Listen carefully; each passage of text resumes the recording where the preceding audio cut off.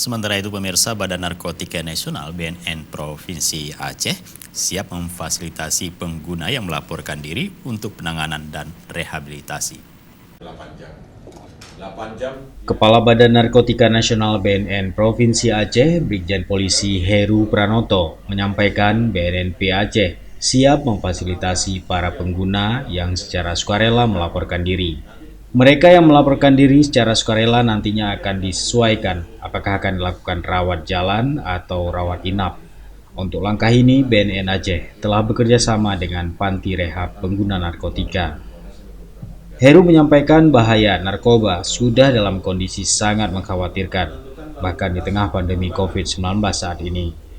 Pengguna narkotika di Aceh saja 2,8% dari jumlah penduduk Aceh sudah terpengaruh narkoba. Tentunya kelanjutan dari MOU dengan tingkat pusat antara BNN dengan BUMN tingkat pusat, dan ini sebagai bentuk implementasi tentang pelaksanaan Impres nomor 2 tahun 2020.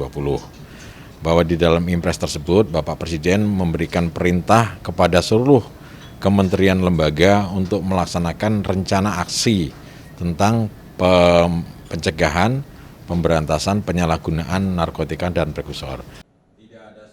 Dalam upaya pencegahan dan pemberantasan penyalahgunaan serta peredaran gelap narkoba P4GN, BNN Aceh juga terus melaksanakan sosialisasi dan event bareng bekerjasama dengan semua pihak, baik pemerintah, BUMN dan swasta, serta menggandeng tokoh ulama di Aceh.